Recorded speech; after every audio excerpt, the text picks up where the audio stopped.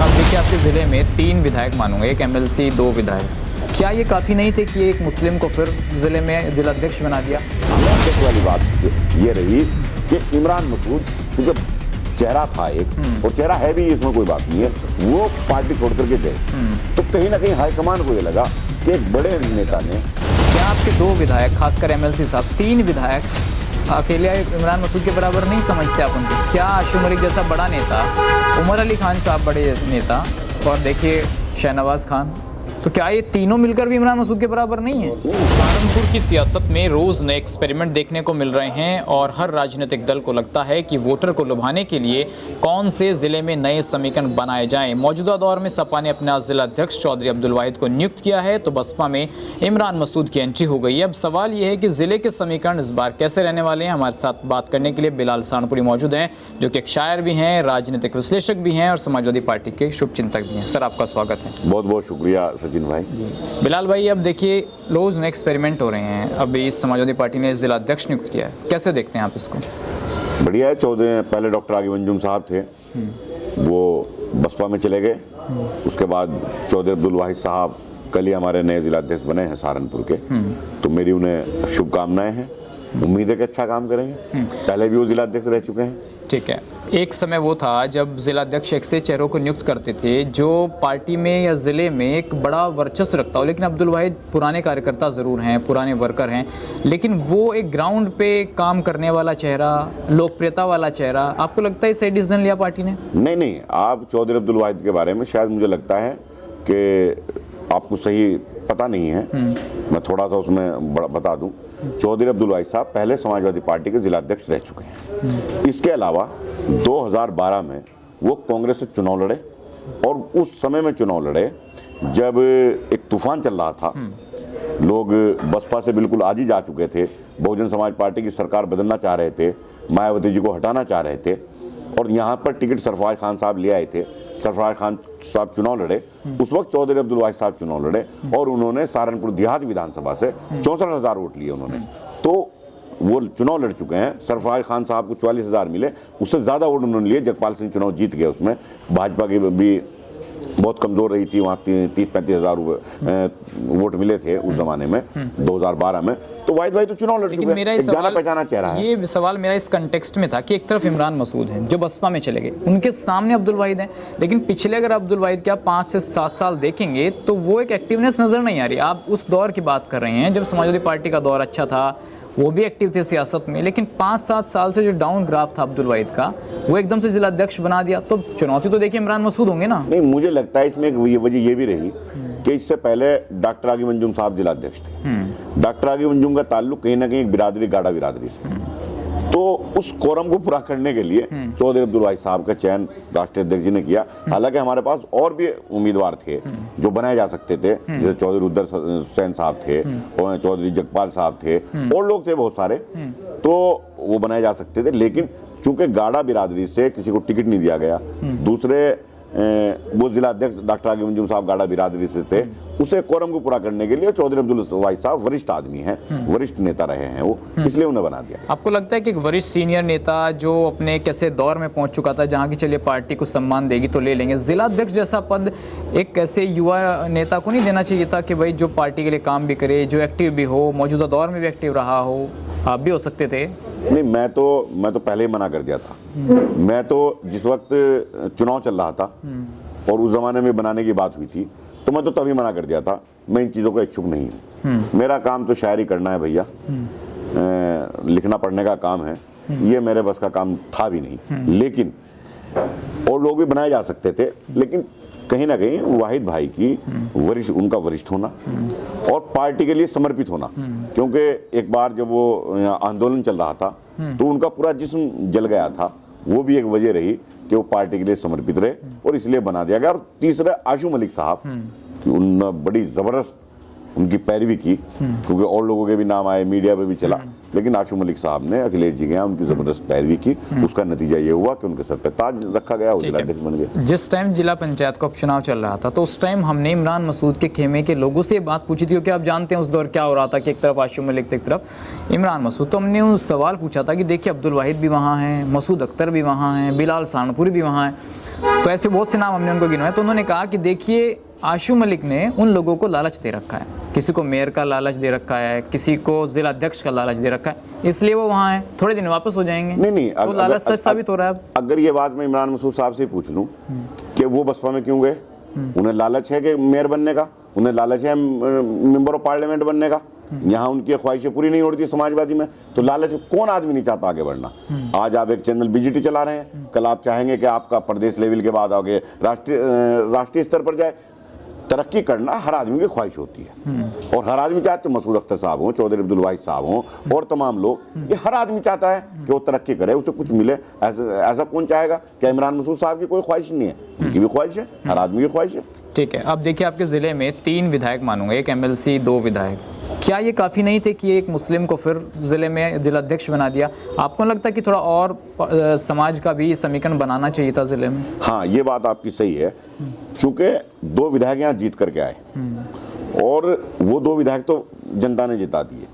तीसरे जो MLC साहब हैं हमारे, शाहनवाज खान साहब, वो MLC बनाएंगे और वो बनाएंगे आजम खान साहब के कोटे से। एक तरह से आजम खान साहब की सिफारिश पे वो बने, ठीक, और वो आजम खान साहब के समीकरण थे, वो उनके करीब हैं, उनकी सिफारिश थी, तो वो उन्हें अच्छा समझते हुए, और वो आजम खान साहब के साथ एक जमाने तक रहे। उनके वालिद साहब रहे समाजवादी पार्टी में, शुरू में ही सरफराज खान साहब रहे, वो आजम खान साहब के प्रति वफादार रहे। उन्होंने, आजम खान साहब ने समाजवादी छोड़ दी तो उन्होंने उनके साथ समाजवादी छोड़ दी, वो फिर समाजवादी में शामिल हुए तो वो समाजवादी में फिर वापस शामिल हो गए। तो उन्हें कहीं ना कहीं आजम खान के प्रति वफादारी का इनाम पार्टी ने दिया। अब आप यहाँ पर आ जाइए जिला अध्यक्ष वाली बात पर। जिला अध्यक्ष वाली बात ये रही कि इमरान मसूद चूंकि चेहरा था एक, और चेहरा है भी, इसमें कोई बात नहीं है, वो पार्टी छोड़ करके गए, तो कहीं ना कहीं हाईकमान को ये लगा कि एक बड़े नेता ने, जैसा मीडिया बता रहा है, पार्टी छोड़ दी। अब अगर जब पार्टी छोड़ दी, अगर इस वक्त में हिंदू बना दिया गया तो शायद उसका गलत मैसेज चला जाए, क्योंकि अगर इमरान मसूद पार्टी ना छोड़ते तो शायद कोई हिंदू ही बनाया जाता। उनके पार्टी छोड़ने की वजह से उन्होंने मुस्लिम बना, और मुस्लिम में भी क्योंकि डॉक्टर आगी अंजुम साहब गाड़ा बिरादरी से, उन्होंने गाड़े को चुना, ये मुझे लगता है। ठीक है, देखिए अब आपने कहा कि इमरान मसूद मुस्लिम थे इसलिए पार्टी छोड़ी, तो उसका कहीं ना कहीं एक पार्ट फिल करने के लिए कि भाई गाड़ा बिरादरी, क्या आपके 2 विधायक, खासकर MLC साहब, 3 विधायक अकेले इमरान मसूद के बराबर नहीं समझते आप उनको? क्या आशू मलिक जैसा बड़ा नेता, उमर अली खान साहब बड़े नेता, और देखिए शाहनवाज खान, तो क्या ये तीनों मिलकर भी इमरान मसूद के बराबर नहीं है? नहीं, इसलिए आपको चौथे की जरूरत पड़ गई? देखो, ऐसा है, राजनीति में बराबरी का कोई मायने नहीं रखती। बराबरी कौन किसके बराबर है, किसके बराबर नहीं है। अब मिसाल के तौर पर एक आदमी खड़ा हुआ और उसे वोट मिला, मान लिया, आप कोई भी चुनाव देख लीजिए, किसी परिप्रेक्ष्य में भी चुनाव देख लीजिए, हमारे यहाँ सहारनपुर देख लीजिए, सहारनपुर से बाहर जाइए, आप आजमगढ़ में चले जाइए, अभी चुनाव हुआ, या अभी रामपुर का चुनाव हुआ, आजम खान साहब वहाँ चुनाव हार गए। आजम खान साहब चुनाव हार गए रामपुर में, मेंबर ऑफ पार्लियामेंट का, उन्होंने अपनी अहलिया को चुनाव लड़ाया और दूसरा प्रत्याशी चुनाव जीत गया। तो आप क्या मानते हैं कि वो प्रत्याशी ज्यादा बड़ा नेता था, आजम खान छोटे नेता हो गए हारने के बाद? ये कोई मायने नहीं रखता, आपको किसी के बराबर तोल नहीं सकते। जो चुनाव जो होता है वो मुद्दों पर होता है, यहाँ ये नहीं कह सकते वो बड़ा नेता हो गया, वो छोटा नेता हो गया, ये कोई मायने, ये सब जनता तय करती है। और जनता ने 2 विधायक जिताए, जनता ने उन्हें पूरी तरह सम्मान दिया, उन्हें वो वोट से चुने हुए विधायक है दोनों, क्या उमर अली साहब हो, बिलाल भाई। लेकिन सहारनपुर में एक्टिवनेस नजर नहीं आ रही ना। देखिए लोग कह रहे हैं कि आशू मलिक जी टाइम नहीं दे पा रहे हैं, या फिर उमर अली खान बेड से बाहर नहीं निकल पा रहे हैं। कहाँ शाहनवाज खान सिर्फ चुनाव में नजर आए, अब गायब हो गए हैं, कहीं नजर नहीं आ रहे हैं। तो ये सवाल जनता पूछ रही है ना। अब इमरान मसूद नजर आ रहे, नहीं, मैं बता रहा हूं, इतना दौरा कर रहे हैं इमरान मसूद। आशू मलिक साहब का जहां तक मामला है और उमर अली खान का, दोनों अपनी विधानसभाओं में पूरा कार्य कर रहे हैं, पूरा वक्त दे रहे हैं। मैं, क्योंकि मेरी विधानसभा सहारनपुर देहात है, आशू मलिक साहब कोई ऐसा फोन नहीं है जो नहीं उठाते, कोई ऐसा कार्य है जो नहीं कराते। क्या नहीं कराते? एक ऐसा है ना, मीडिया पे एक सेल काम करता है, उस सेल का काम है किसी की छवि को बिगाड़ना, किसी की छवि को बनाना। वो छवि बनाने का और बिगाड़ने का काम चल रहा है। नहीं तो आशू मलिक 24 घंटे फोन उठा करके काम करते हैं, ऐसा नहीं है। और यहाँ भी आते हैं, मकान उनका गागा रेडी में है, नया मकान बेड रोड में रसूलपुर के पास बना रहे हैं, ग्रीन सिटी में। तो और क्या चाहिए? मुझे लगता है कि आशू मलिक की काफ़ी थे इमरान मसूद के लिए। तो जो नए समीकरण आप बना रहे हैं, तेली और गाड़े के जो समीकरण बनाने की कोशिश हो रही है जिले में, इसके लिए तो आशू मलिक की काफी थे। तेली गाड़े का कोई समीकरण नहीं बन रहा, जाति और धर्म का कोई समीकरण नहीं। सर एक बात बताइए, मैंने चुनाव कवर किया था 2000, अभी ये जो लेटेस्ट जिला पंचायत का था, उसमें साफ तौर पर जो मंच पर नेता थे आशू मलिक जी के, उन्होंने साफ तौर पर कहा कि 2.5% वोट वाले 100% पर राज नहीं करेंगे। तो जाति का शिगुफा तो उस चुनाव में छोड़ दिया गया था। ये बात तो आप जो कह रहे हैं, ये तो पूरा का पूरा एक आंदोलन चला भाई। ये जितने लोग आए हुए हैं, वीपी सिंह से एक आंदोलन शुरू हुआ कि पिछड़ों पर अगड़े राज नहीं करेंगे। ये कहने की बात है, इसका मतलब ये नहीं होता कि वो जाति से बात की जा रही है। उसका मतलब ये होता है कि जो, और यही समाजवाद की विचारधारा भी है कि जो आखिरी जो झोपड़ी है वहां तक रोशनी पहुंच जाए, वहां तक दिया पहुंच जाए, वहां तक खाना पहुंच जाए, सबको बराबरी का अधिकार मिल जाए। जिले में अगर आप देखेंगे मुस्लिमों में सबसे ज्यादा तादाद जो है वो आपके समाज की और तेली समाज। आप हमारे समाज को ले लीजिए, गाड़ा समाज एक बड़ी तादाद में है तेलियों के बाद। गाड़ा समाज के अंदर चंद परिवार हैं जिन्हें मिल रहा है। अगर आप उन्हें हटा देंगे, 2-3 परिवारों को हटा देंगे, इतनी बड़ी बिरादरी किसे मिला है? जितनी भी मलाई पिछले 70 सालों में गाड़ा बिरादरी के नाम पर चाटने का काम हुआ है, या तेली बिरादरी के नाम पर चाटने का काम हुआ है, मैं तो अपनी बिरादरी की बात कर रहा हूं, वो चंद परिवारों ने किया है। बताइए आप दूसरे को। आपके समाज के नेताओं ने किया है? बिल्कुल किया है, ये मैं खुलेआम बोल रहा हूं, कोई भी हो चाहे भाई, चंद परिवार है उसमें भी चंद परिवारों ने किया है, बाकी वो किसी को बराबर, मतलब अगड़ा पिछड़ा कहानी है।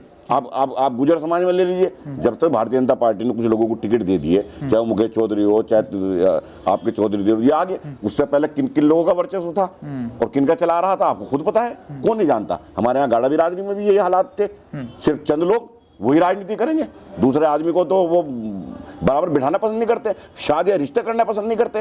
आप अगर इनकी पोल खोलने लग जाए कि कितने लोगों ने अपनी बिरादरी में शादी की है। बिरादरी होती है रिश्ते नाते करने के लिए, वोट खाली वोट लेने के लिए नहीं होती।